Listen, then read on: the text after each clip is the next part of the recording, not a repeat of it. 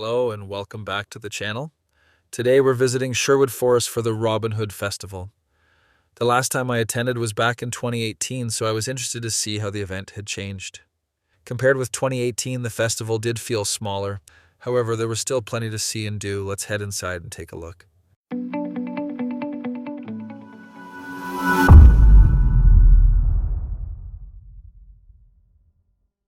The festival began in the early 1980s, and 2026 marks its 40th year.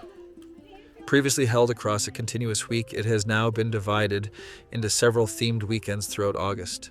We visited Fantasy in the Greenwood, which combines the traditional Robin Hood story with fantasy characters, performers, and activities. The special event price is £15 per vehicle, or £12 for RSPB members. Once you've parked, general admission to the festival is free, although some activities cost extra. From the car park, it's a short walk to the visitor center, which is the main starting point for exploring Sherwood Forest. Inside, you can find information about the reserve, its walking routes, and the day's events. There's also an RSPB shop selling nature-related products, along with Robin Hood gifts, costumes, toys, and Sherwood Forest souvenirs. On the lower floor is the cafe, which serves hot and cold drinks, sandwiches, snacks, and light meals. Most of the entertainment is now concentrated around the visitor center, events green, and major oak trail. However, there's still quite a lot taking place. The themed weekends also mean that visitors can choose the program that appeals to them most. Wheelchairs can be borrowed free of charge, subject to availability, and a mobility scooter can be hired if it's booked in advance.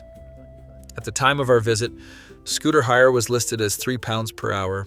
The visitor center also contains the main public toilets, baby changing facilities, and accessible toilets. There are no other public toilets out on the reserve. Outside the visitor center, the festival atmosphere begins to take over. A variety of stalls had been set up around the main event area. Some were selling gifts, souvenirs, and fantasy-themed items, while others offered food and refreshments.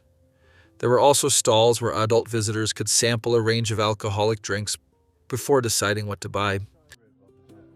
One of the enjoyable things about this event is that the entertainment isn't always confined to a stage. Performers and costumed characters regularly walk among the visitors, stopping to talk, pose for photographs, and interact with families. That also means you never know exactly who or what you might encounter next.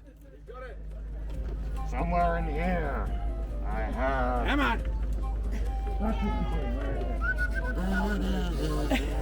Welcome to the orchestra! Apparently, Sherwood Forest is now part of the Empire, so Robin Hood is technically a rebel twice over. Due to the hot weather, the falconry display was postponed until later in the afternoon. Unfortunately, by then, we were somewhere near the major oak, so we missed it. However, the falconers did walk around with several of the birds, which still gave us a chance to see them up close.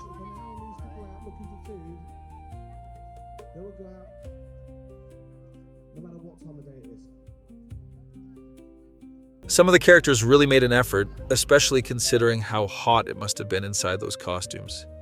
The Witcher, for example, was helping someone make potions during a live workshop hosted by the Academy of the Wolf. He was very funny and stayed completely in character throughout.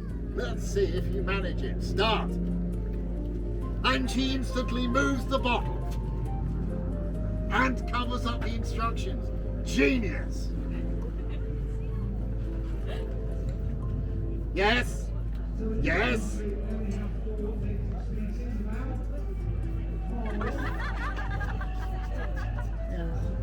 I'm not making you nervous, am I?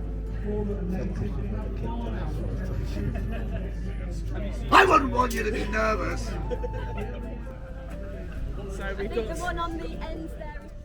Meanwhile, at the next camp, some local alchemists were busy brewing a selection of highly questionable anti-vampire potions. Whether they actually worked was probably best left untested. Cut off his head. Gone. This was a gravy eats humans that are dead, thankfully. And this one is a vampire, a kind of vampire called a bruxer, which will appear, disappear, and dot all over the place very, very quickly.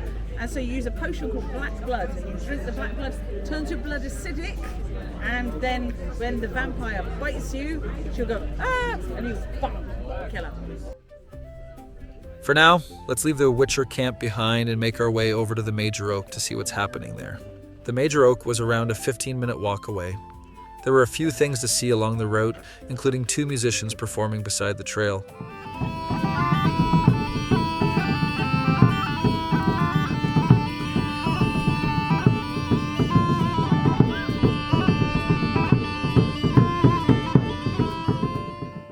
We also passed an empty camp, complete with log seating, which looked as though it was probably used for storytelling.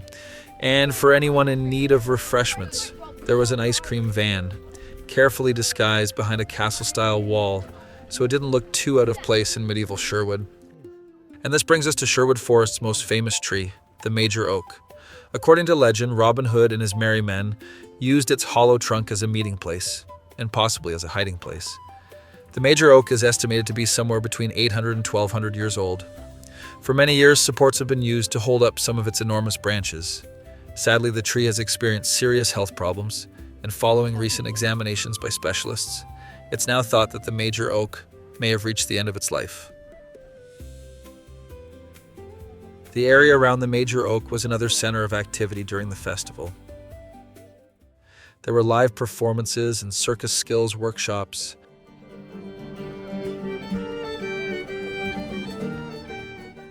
as well as opportunities to try archery and axe throwing nearby.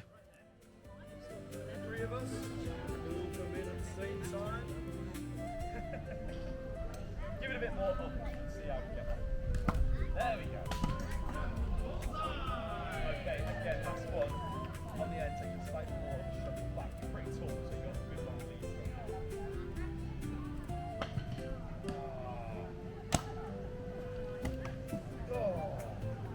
Tell you what, we haven't got to do. Food stalls had also been set up around the area, making it a convenient place to stop for lunch before exploring more of the forest.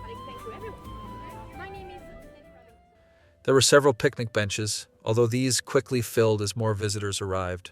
Others simply found a space on the ground and sat down to eat on what remained of the grass. With the Major Oak overlooking everything, it made an atmospheric setting for people to take a break, enjoy their food, and watch the entertainment. The nearby gift shops also offered a wide selection of medieval-themed souvenirs, including costumes, replica weapons, and accessories. After spending quite a bit of time around the Major Oak, we decided to make our way back towards the visitor center and events green. Along the way, we encountered a pair of walking trees, which was quite impressive, considering most trees are usually content to remain exactly where they were planted. Most visitors were delighted to meet them. One young visitor, however, took one look and decided that trees walking around on their own was a step too far.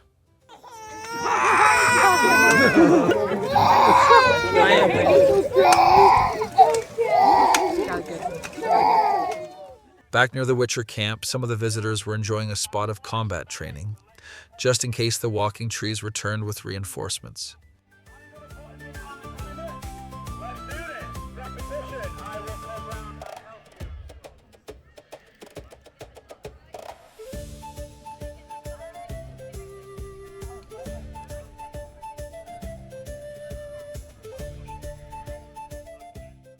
Meanwhile, over at the amphitheater, one lucky volunteer was about to lose his head in a reenactment of the guillotine. Thankfully, it was all part of the show.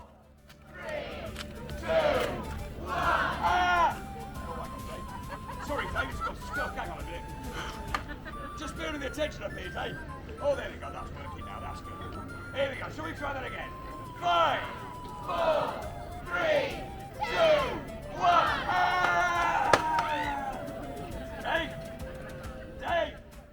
Okay, before we finish, here are my final thoughts.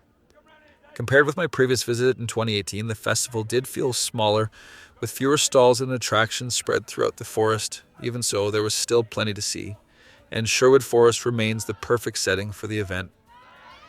If you'd like to visit, there's still one weekend remaining. The grand finale takes place from Saturday the 29th to Monday the 31st of August. Thanks for watching. please give the video a like, consider subscribing, and I'll see you again in the next one.